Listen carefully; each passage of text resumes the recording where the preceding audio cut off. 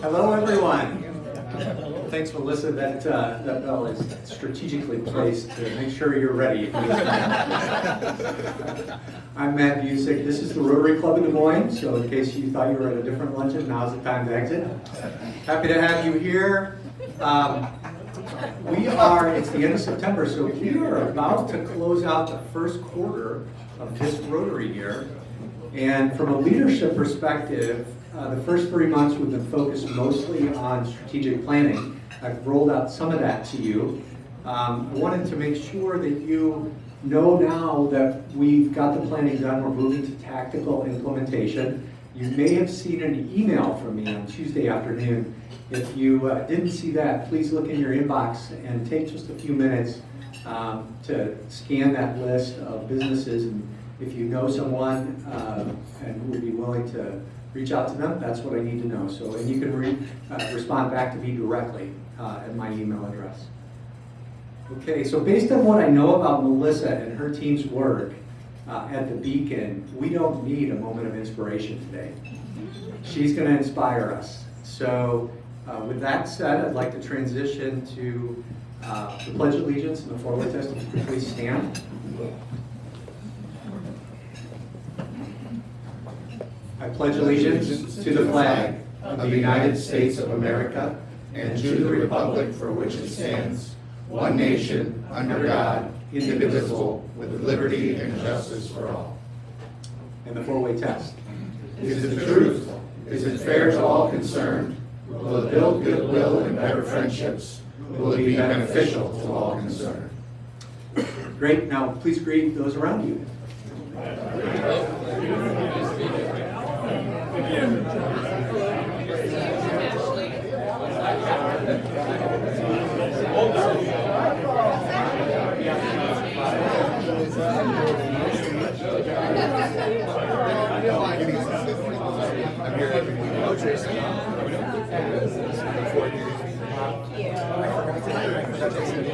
Nice to meet you. How are you doing? I look forward to the presentation. Stand here. That's that? Oh, yes, I'd like to. Yeah. We'll see you there. Good day. Pleasure. We'll see you tonight. All right, so good to have you here, and I forgot something. Doug, I'm sorry. Russ Fraser, if you could please stand so we can say hello to you. Russ is a guest of Doug Saltzgater today.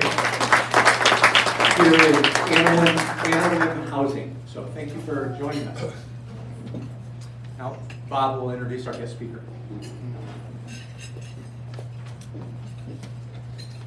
I am very pleased to introduce Melissa Vine, MA, LMHC, a licensed mental health counselor with 13 years of experience in business ownership, a professional speaker, and the executive director at the Beacon, a trauma-informed, equity-centered home and programming for women recovering from domestic violence, incarceration, and substance abuse.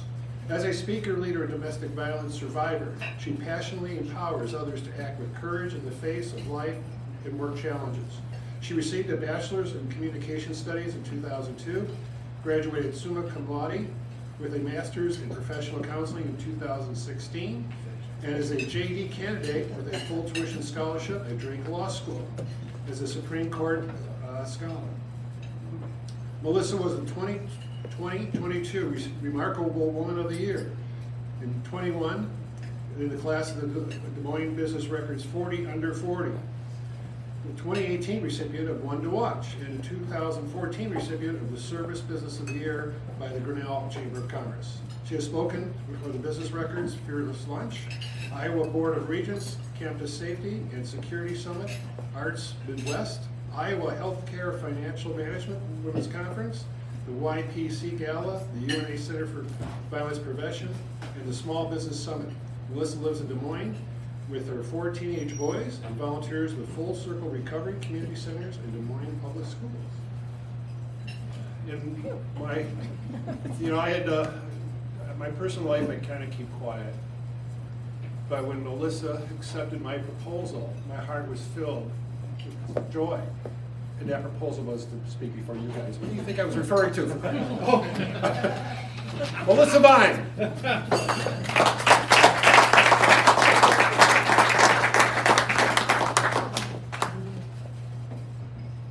Thank you, Bob. Thanks for having me here today. I'm gonna make sure I've got this.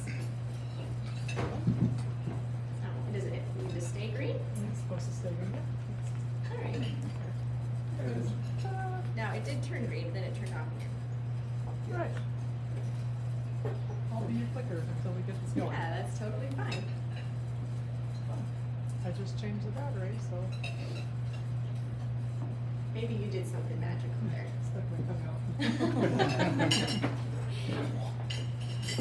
All right, so this might be a little bit unconventional, but that's kind of how I roll anyway. So today, we're going to pose the question, how does a woman in Iowa end up homeless or in prison?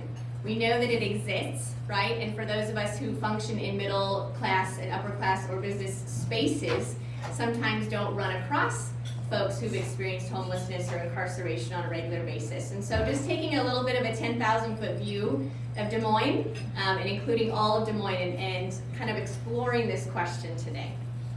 So we're going to start by taking the ACEs test. Now, you don't have to share your answers. You don't have to write it down. You can just keep track on your fingers if you would like to, or on your phone. But I'm going to go through 10 questions, and I would like you to give yourself 1 point for each item that you can answer yes to. Now, some of these questions are a bit sensitive, so I want to give you a heads up that we're going to dive in deep. But you heard I used to be a therapist, so I'm pretty comfortable with discomfort, so welcome. All right, number 1. Before your 18th birthday, did a parent or other adult in the household often or very often swear at you, insult you, put you down, or humiliate you, or act in a way that made you afraid that you might be physically hurt? So put one finger up on, like secretly, or count in your head if that applies to you. Number 2, before your 18th birthday, did a parent or other adult in the household often or very often push, grab, slap, or throw something at you, or ever hit you so hard that you had marks or were injured? Number 3, before your 18th birthday, did an adult or person at least 5 years older than you touch or fondle you, or have you touch their body in a sexual way, or attempt or actually have oral, anal, or vaginal intercourse with you? Number 4, before your 18th birthday, did you often or very often feel that no one in your family loved you, or thought you were important or special, or your family didn't look out for each other, feel close to each other, or support each other? Number 5, before your 18th birthday, did you often or very often feel that you didn't have enough to eat, had to wear dirty clothes, or had no one to protect you, or your parents were too drunk or high to take care of you or to take you to the doctor if you needed it? Number 6, before your 18th birthday, was a biological parent ever lost to you through divorce, abandonment, or other reason? Number 7, before your 18th birthday, was your mother or stepmother often or very often pushed, grabbed, slapped, or had something thrown at her, or sometimes often or very often kicked, bitten, hit with a fist, or hit with something hard, or ever repeatedly hit over at least a few minutes or threatened with a gun or knife? Number 8, before your 18th birthday, did you live with anyone who was a problem drinker or alcoholic, or who used street drugs? Number 9, before your 18th birthday, was a household member depressed or mentally ill, or did a household member attempt suicide? And number 10, before your 18th birthday, did a household member go to prison?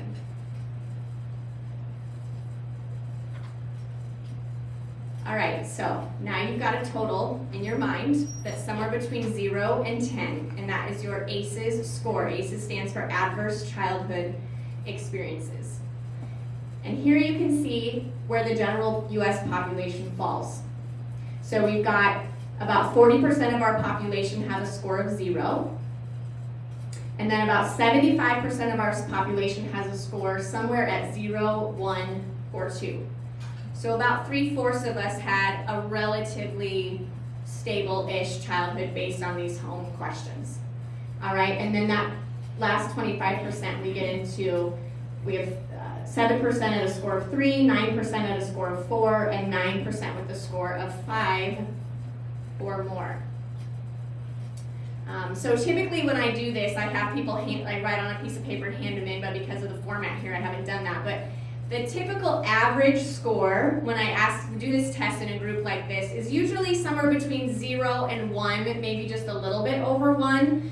Certainly there are some outliers, some high scores, but for the most part, most folks have fairly average low scores. How do you think that might compare to the women that we are serving at the Beacon? It's quite a bit different, right? So this chart, which you won't be able to see very well from your seats, but if you see there on the very left, that tiny person that says if you have an ACEs score of 0, you have about a 1% chance of experiencing homelessness sometime in your life. If you have an ACEs score of 8, at the other end of this, you have a 33.3% chance of experiencing homelessness sometime in your life.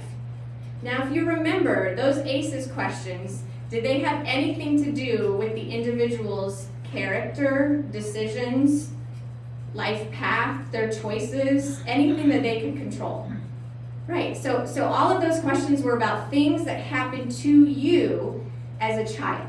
And we're looking at a difference between 1% chance of experiencing homelessness and up to 33% chance of experiencing homelessness. These are some of the health impacts of having a high ACEs score. There's been a lot of research done on this. Behaviorally, folks with a higher ACEs score are more likely to have a lack of physical activity, smoking, alcoholism, drug use, and missing work. Physical and mental health, we're looking at a higher likelihood of severe obesity, diabetes, depression, suicide attempts, STDs, heart disease, cancer, stroke, COPD, and broken bones. And again, all of these things, we're talking about things that happened to someone in childhood and not choices that they made. These are things that we often hear when we're talking about women experiencing homelessness or incarceration. She just needs to get a job. She's always in the ER instead of taking care of her kids. Why doesn't she just leave that guy? Oh. It's going too far. There we go. Okay, so if we look at this flow chart here, we start with our high ACEs score up in the corner. So we saw from our research that someone with a high ACEs score, they're not going to have as much education, right? So back when I was a therapist, my last year I was working with kids in the school systems. If a kid shows up to school and the night before they were protecting parents from a drunk sibling or from a drunk parent, or they were walking down to the gas station scrounging up change so they could buy dinner for their siblings, or they were trying to avoid being hit, do you think they show up for school the next day ready to learn and get some knowledge? No, they don't. So they are in a heightened state. Their adrenaline is high, and they're mostly just trying to survive and to cope. And so we see folks with a high ACEs score having difficulty focusing at school, and also maybe not having as many models around them as to what it might look like to have a good education and go on to higher education. So if we have folks with less education, and then down below we see they also have, from we saw from the research, reduced physical and mental health because of the trauma that they have been facing. Okay, and then this is going to lead to employment struggles. A lot of the women that we see at the Beacon work jobs that make $10 or $12 an hour, which in Des Moines, you cannot get housing if you are making $10 or $12 an hour. However, they cannot afford to go to school because not just the school itself, but also the child care expenses that would be involved. Okay, so then we look at how this can lead to poverty and shame. So when women come through our door at the Beacon and I ask them, how did you end up at the Beacon? The most common answer I get is either that I'm a bad person or that I made bad choices. So the shame that's associated with poverty, they often heap onto themselves as if it's their fault that they ended up where they are. We see domestic violence playing into this quite a bit. So over 77% of our clients, and probably more, have experienced domestic violence as adults. A lot of times if they grew up in a home with domestic violence, it feels very normal to them. And so they will continue into that in adulthood. And again, if they're making $10 or $12 an hour, and especially if there are kids involved and they cannot afford housing, a lot of times they will stay with an unsafe partner in order to survive. So substance use obviously is a mitigator for all of this. So if I am experiencing, you heard those 10 questions. If those questions were a big part of your background as a child and you're coming into an adulthood and you're in poverty, you're feeling ashamed, you're experiencing domestic violence, substance abuse is a really helpful way for someone who cannot handle that level of emotional pain. So the substances might numb the pain, or selling substances might provide what they need so they can pay rent, get a backpack or shoes for their child, right? So we're looking at, for women especially, that substances are a means of coping and surviving, not as something that's making them independently wealthy. Okay, so then what happens when you end up in getting involved in substance use is that first time you end up in jail. Once you end up in jail, as a woman in Iowa, you lose your housing, you lose your job, you lose your kids to the foster care system. How do you bounce back from that, right? So if you already don't have very much, and now you've been put into jail, eventually you land up in prison if you have multiple offenses. It's really, really hard for women to get out of that space. In Iowa's prisons, so 5% of Iowa's population is black, but 25% of Iowa's prison population is black. This is not because black people commit more crimes. They're more likely to get arrested, convicted, and have longer sentences. So if you get pulled over in Iowa and you have marijuana in your vehicle, if you are a black person, you're 8 times more likely to be arrested than if you are a white person. In our prisons, we have 17% overcrowding. As you know, there was some murder this last year that happened, partly as a result of the overcrowding and understaffed. 8% of Iowa children have lost a parent to incarceration. If you are a child who has a parent who's incarcerated, you have a 70% chance of experiencing incarceration yourself. And 1 year after incarceration, up to 60% of people who come out of prison are not employed. 2.5% of the US population is involved in the correction system, and half of them are for a non-violent offense. So what we're looking at here is that our criminal justice system has become a mental health institution, has become a substance use treatment facility, which is actually compounding the problems instead of helping them to get better. So we're approaching mental health and substance use problems with punishment instead of with support. So now I will tell you about the Beacon, because that was a lot of really dark things. So I want you to know there are good things happening in this community too. So there's the Beacon, which we just recently had repainted. Thank you, Wells Fargo, and completely remodeled inside and out. Thank you, Nationwide and Principal, and lots of other folks that contributed to that. We are located in Sherman Hill, across the street from Aposto, down from Gateway Market. We have a 34-bed home, so we are full with a long waiting list all the time. Women can stay there between 6 and 24 months, and we provide the services in-house, because that reduces the transportation barrier. A lot of our folks don't have vehicles because most of them are coming straight out of prison. We are also the only nationally certified recovery house in the state of Iowa. So we have created our programming at the Beacon based on SAMHSA's Wheel of Wellness.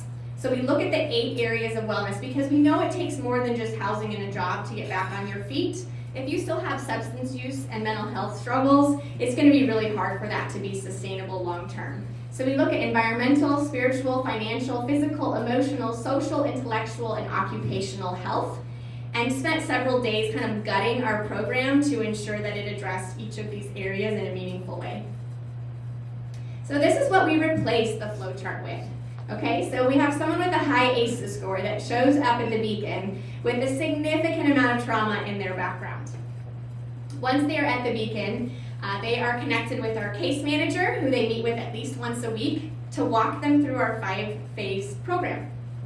Throughout that program, they receive mental health counseling, substance use treatment, financial literacy through the Evelyn K. Davis Center, career development through Project Iowa, Iowa Vocational Rehab, and all these resources come to the Beacon or meet with them virtually.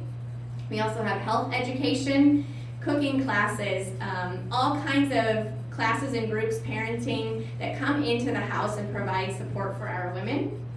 And then their favorite, of course, is the Saturday night social. And so then we have volunteers from the community come in and lead a game or activity on Saturday nights. Bingo is the favorite because it involves prizes. And so the women will come and congregate. So not only is it just about the programming itself, but the relationships and the community that we're building. For a lot of these folks, this becomes their first loving family experience. And so they think of the Beacon as their family. And so that we often see folks reliving some of the things they did as a child, like when they come home and tell us they got a new job, the excitement that they show sometimes reflects what you might see a child or a teenager show excitement. And when you give them that positive feedback and encouragement, you can tell you're healing something in their brain that never quite made that connection in childhood. One day I took the clients to the Science Center. They had given us some free tickets, and the clients struggled to play. If you grow up in a traumatic environment, play is something you don't do a whole lot of.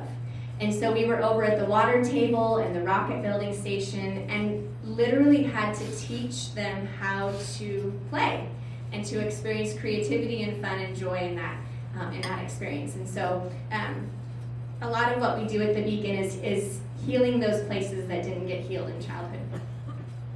So the end goal, of course, is that we can see folks going into permanent housing. So then we help them get settled into there after they have finished our programming and they feel settled and on their feet, and then we continue to check in with them and have them participate in our social activities even after they graduate from our program.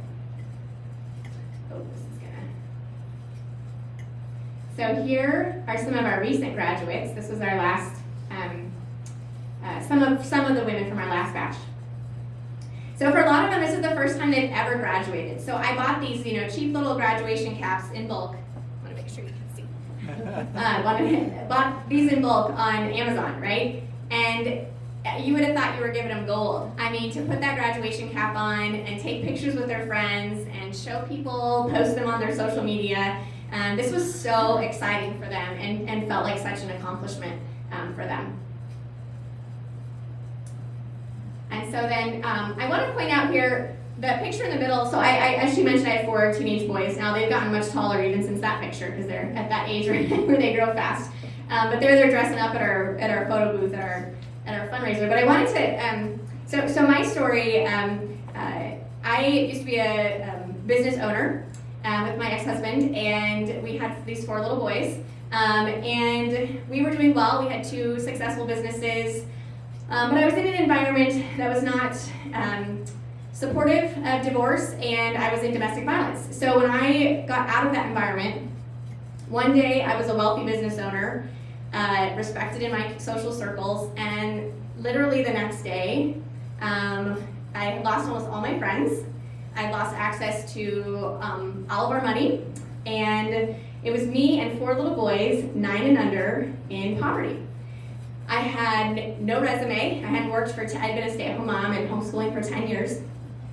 And so basically had to put my life back together about 8 to 10 years ago, and went back and got my master's and started 2 businesses and sold them, and then now became the executive director at the Beacon. And then I was doing speaking on the side as well. So I was able to put my life back together. But there's a difference, right? Because my background is middle class. My parents were business owners. My family had been to college before. So when I hit bottom, when I got out of domestic violence, when I was in poverty, I could see the light at the end of the tunnel, and I knew how to walk toward it. I knew how to go to school and keep my credit score high and stay out of debt and how to budget. I knew how to start a business, all of those skills and resources that we kind of take for granted when we live in the world that we live in. Whereas the women at the Beacon, when they hit bottom, when they get out of domestic violence, when they get out of prison, don't have those same skills and resources to tap into. I also knew that I had family and friends in my life that would never let me or my children starve. So even though I wanted to get it figured out myself and get it put back together, I knew I had a safety net that most of the clients we work with just simply do not have. And so I wanted to let you know too, so at Cake Gala, we celebrate this, right? We celebrate the things I just talked about. We have some of our graduates attend. We have cakes that we auction off. But mostly it's fun. I try not to talk too much. I talk even less than I did today, believe it or not. And we just celebrate the good work that's happening at the Beacon. And so that's coming up, and we're excited about that. Yeah, and so these are some ways that folks can get involved in the work that we're doing. We have a Facebook page. We list our needed items or volunteer opportunities on our webpage. You can join our email list. You can attend Cake Gala. Or if you're interested, when you heard the Saturday Night Social, if you're like, hey, I want to get involved, I'd like to come check that out. Super low barrier way to get closer to the work that we're doing. Or connecting you with businesses or individuals that might be interested in hearing more. And then here are also some resources and sources. If some of the things that I talked about today, you're like, wow, I did not realize that. I want to learn more about that. These are some, Becoming Ms. Burton is a great book. 13th is a great documentary. And then I've got some website references on here as well. And as we look to the future, the Beacon has some exciting things ahead for us. And we have recently partnered with Anawim Housing, which Russ Frazier, their president, is here with us today. And so, because we are looking at in a position to grow, and I do not have property development experience, and so they obviously do. So, we've started a partnership with them to help us to grow into more space. We currently are working with women who are coming out of prison, but I will say that 5% of the world's women live in the United States, but 30% of the world's incarcerated women live in the United States. Do we think that American women are more criminal than the rest of the world? No, they're not. So the problem is not American women. The problem is our criminal justice system, right? And like I said before, it's become a mental health institution. It's become a substance use treatment facility. And I don't think that's good for any of us, right? What we're looking at is the prison system is $106 per day per person of our money, taxpayer money. And the Beacon is $26 a day per person. And they are getting all the support and resources that I just mentioned to you. So if you think of half of our prison population with a nonviolent offense, like a low-level theft, substance use, something like that, something that's typically tied to trauma and poverty and those things that would benefit from support. If you took half of our prison population and put them somewhere like the Beacon and provided all those support and resources for a fourth of the cost, right? See, this is very logical. But there are people in power that benefit from the prison system, and that's what some of those resources would help to educate you all on. But what we're looking at launching now as we look to the future is providing jail diversion programming. So rather than working with women after prison, we would continue to do that, but we would also start having a staff person at the Polk County Jail. So as 2 to 10 women are arrested per day in Polk County, we would have someone there who could meet with them and see if the Beacon could provide housing or programming support, so that rather than sitting in jail for 3 to 6 months while they wait for their court date, losing their house, their kids, and their job, they could come and stay at the Beacon, get all of our services, keep their family together. By the time their court date arrives, then they can say, that their attorney can say to the judge, my client's clean and sober, she's going to counseling, she's working, she's paying rent, she's got her kids, can she continue at the Beacon in probation, as opposed to going to jail? And by that, we can build something on the ground to reduce the prison population. Because we know as soon as someone goes to prison, not only are we paying all of that taxpayer money, but we are also seeing the burden to the foster care system, the healthcare system, the judicial system, and then we know how that breaks apart the family, right? If your parent was in prison, you have a 70% chance of landing there yourself. So this is why we see the prison population growing, because it's not that we're becoming more criminal. It's just that we don't have these other good resources for mental health and substance use treatment. And so that's kind of where the Beacon is looking into the future and looking at providing more for the women that we serve and the families in our communities. So with that said, what kind of questions do you have? Yeah? What is the status of children of these women? Surely some of them have children. Yeah, lots of them have children. Unfortunately, by the time they've gone to prison, they've typically permanently lost custody of their children, which is another reason why we are interested in the diversion programming, so that we can intercept and provide support before they lose permanent legal custody. So the Beacon House right now is just for adults. But as we look to grow, we're looking at more of an apartment model. Great question. Yeah, Brandon. So, listening to some of these stories, it sounds, it's hard for me to not draw a correlation with the Piper Lewis case. And it just makes me wonder, is there a facility or anything like that that helps juvenile girls and women before they get into this? Yes, that's great. So Brandon is mentioning the Piper Lewis situation, for those of you who may not be familiar. So she was sex trafficked, and then she killed the person who was sex trafficking her in order to become free. And now has, as under our criminal justice system, has been punished for that, both financially and with time at a probational facility. And so Brandon was just asking if we would be able to expand into prevention for juveniles and providing support for them. And I would say absolutely. I think that would be definitely something that we would be looking as we grow. Because the sooner, we all know, right, the sooner you can intercede, the better. Because then you're doing prevention work instead of just response work. And also we know a lot of the juveniles that get involved in the system have parents who are justice involved. So if we're working with whole families, we're also preventing some of that repeat incarceration for the children too. It's all so connected. Yeah, thank you. Yeah. Does Mitchellville have a GED program? They did, he asked if Mitchellville has a GED program. They did before COVID. I know during COVID they had to get rid of anyone coming from the outside into the prison to provide that. So I'm not sure if they have started it back up again. We do collaborate with DMAC to provide educational opportunities for our clients. And what's the arrangement with DMAC? It's just on a per client basis, depending on what their individual needs are. So they would work with the case manager to determine what their needs might be.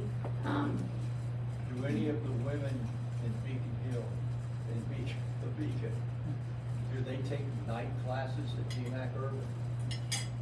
So he was asking if any of the women take night classes at DMAC Urban. I don't know actually if anyone currently is, but I know we have had clients take classes at DMAC. Yeah. Yeah, Mark. Do you get state funding? So Mark wonders if we get state funding. Well, we get some. We get some. Not a lot. What I would like to see is for us to become a line item, because our work prevents the state from having to pay so much for so many other things. But we are working on that, and that's one of the many reasons why we are transitioning to an apartment model, is because there's more funding associated with permanent supportive housing as opposed to transitional housing. So, yeah, Heather. Yeah, I'm just curious, how are you funded? So how are we funded? I would say most of our funding comes from individuals and corporate donors. The clients do pay rent, $105 per week, which includes rent, utilities, Wi-Fi, food, and laundry. And then, so that's about 20% of our budget. And then we do have a little bit of government grants, and then, yeah, corporate grants. Our Kate Gallas does pretty well for that too, so, yeah. But it's mostly generous individuals and companies that are getting behind this work, so, at this point. Melissa, I gave some items to the Free Store. Do you work with them, with your clients after they graduate? Yeah, so Bob's asking if we work with the Free Store. We absolutely do. They've provided some of the dressers for our clients in our house, and then, yeah, when they move out, certainly that's an option for our clients as well. The Free Store provides furniture for women coming out of domestic violence. Yeah, in the back. What are your criteria for women to graduate? That's a great question. So she's asking about our criteria for graduation. So that includes things like, so when they first arrive, they receive a mental health evaluation, and they receive a substance use evaluation. And then they have to follow the recommendations of that evaluation, which typically involves like weekly therapy. They typically go to recovery meetings 3 times a week, which I didn't mention, but the Beacon and Anawim have partnered to create a new nonprofit called Full Circle Recovery Community Centers, which is partially open now and fully opening soon in Des Moines at the Old Mercy Franklin at 48th and Franklin. So for those of you who struggle or know someone who struggles with addiction, that's a great place to go for recovery meetings and support. So that's a piece of it, is attending those meetings, getting a mentor or sponsor, depending on what program they're in. That involves having at least $600 in their savings.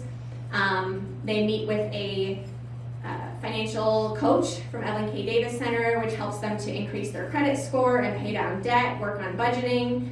And then the career development. So what we're trying to do is help women transition from, oh, I gotta find a job, to what do I want my career to be? How can I dream about my future, right? So building some hope for the future in that way. It involves things like participating in weekly chores, being respectful of other people in the house. We do have a program they can move up in. It's not required, but they can become a buddy if they've been at the Beacon for a little while, which helps they help orient new people at the Beacon. If they've done that for a while, then they can become a room mentor for their room of 4 women.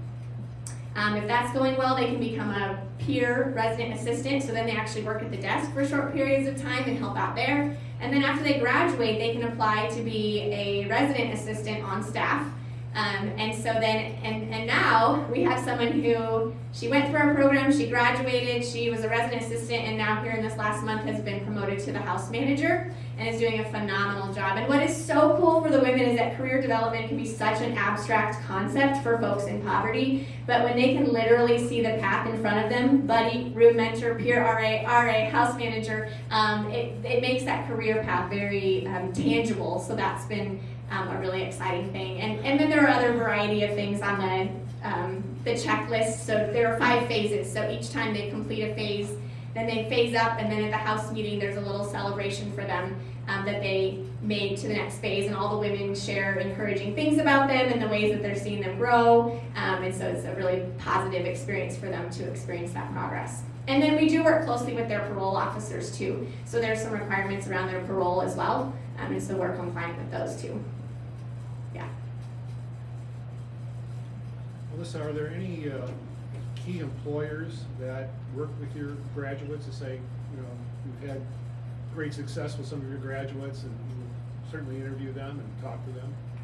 Yeah, he's asking if there are some major employers that work with us. It kind of tends to go in waves. We'll have like a bunch of women working at the same place, and then they tell their friends there, and then we get more people there. And depending on the skill set of the people that are currently in the house, I know like places like Access to Care, I know is a big one I hear about right now. So a lot of our clients have started exploring those work from home options. We have laptops they can check out at the Beacon. So they'll go up in their room and work from home and make a great wage doing that. It has been really cool to see this labor market change. I know it's been painful for some folks. It's been encouraging for us at the Beacon because we see our clients. When I first got to the Beacon a couple of years ago, they would be excited about making, $12 an hour. And now we're seeing them making $15, $16, $18, even $20 an hour, which are numbers that they just didn't even dream of before. And so it's been cool to see firsthand the impact that has on their emotional health. But yeah, I would say we're always open to partnerships with businesses and organizations that are looking to hire. We have a really great workforce, right? And they're eager to get jobs and do good work. So, yeah. Which is also for those of you who thinking about if you hire, to think about what is your openness to hiring folks with a felony charge, right? We work with a lot of clients who maybe have used substances at various times and it's led to a felony charge, but they're really great employees and great people. And so just something to think about. Let's see, I think you got it? Oh, that just reminded me, what's happened with the Ban the Box initiative that was to take that off of the initial application? Is if you had a felony, just to let people at least get in. Yeah, so she's referencing the Ban the Box movement, which is mentioned in that Becoming Ms. Burton book. She was a big part of that. And so that's trying to get that off of job applications, because that can really create some stigma. I think we're seeing a reduction in, I think we're seeing a reduction in some of the discrimination around that, just partly because people are getting more desperate to hire, and so they're like, well, maybe we'll start considering people with a felony charge. Oh, this is actually working. So yeah, I don't know like specifically where it's at today, but the movement is really interesting to follow. Yeah. Is there a counterpoint for men, young men in Des Moines? Not that runs similar to ours. I would like there to be. Certainly something that we are open to as we explore future and growth. There needs to, we need that, right? Yeah. There's just not a lot right now. There are literally people in prison with mental illness that cannot be released because there is nowhere that will take them. There's no family or friend that wants them because of their mental illness. There's no mental institution to release them to. So they're literally done paying their time. There's lots of people in prison that are done paying their time, but they really don't have anywhere to go. So the prison has literally just become their home for the rest of their life. And so we need a lot more services. Yeah. Yeah, in the back. How do you handle the spiritual component? So she's asking how we handle the spiritual component. So our approach is to be very open to where clients are and what feels helpful and healing for them. A lot of our clients have religious trauma.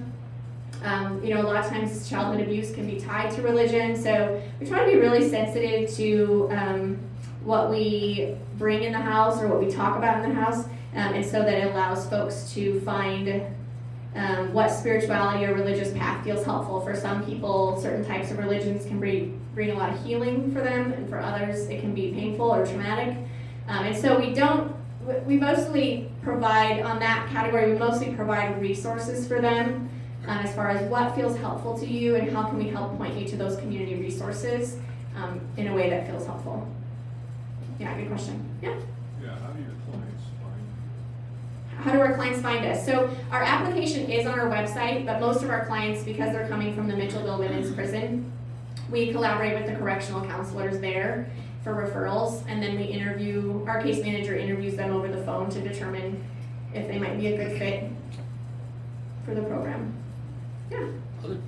Other than monetary donations, do you accept like clothing, bags, shoes, things like that? Yeah, it's a great question. So he's asking if we take what kind of in-kind donations we do. We don't have a lot of storage space because we have a finished basement.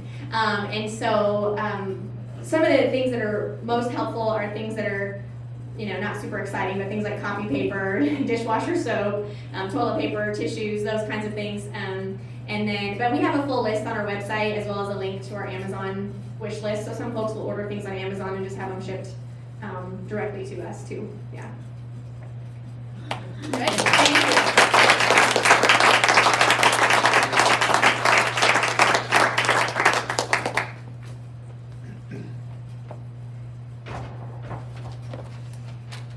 Okay. Like that pregnant pause from me getting from the table to here.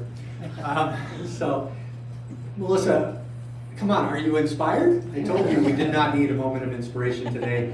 What a story. Oh my gosh.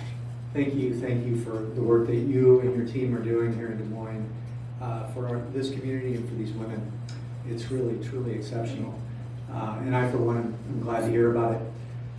In recognition of the precious time you've donated to us today, we're giving a book in your honor to the Des Moines Public Library. Your book will become part of the Rotary Rosie Reader Van collection. This traveling van reaches scores of readers across Des Moines since 2020, when our club donated $40,000 for its purchase. Okay, upcoming meetings. Next week, we will hear from Senator Chuck Grassley on October, I guess we didn't want to hear from Mike Franken. October 13, Admiral Mike Franken, and on October 20, our Governor, Kim Reynolds. please consider sharing all we would likely agree is one of our best attributes to this club, our high-quality speakers. Think about who you know who's a member of our club and you haven't seen at the Rotary Club of Des Moines in a while, and reach out. Ask them to come with you next week or one of these next 3 weeks. And obviously, as I've said over and over again, and will continue saying over and over again, think about somebody who you think would be a good fit for this club and invite them to join us. High quality speakers, good way to get engaged politically over the next few weeks. So please do your part and let's grow this club together. We're a force for good in Des Moines. Well, yeah, we're a force. We're a force for good. I think that's the right answer. Anyway, thank you for being here today. Thank you, Melissa, and we are adjourned.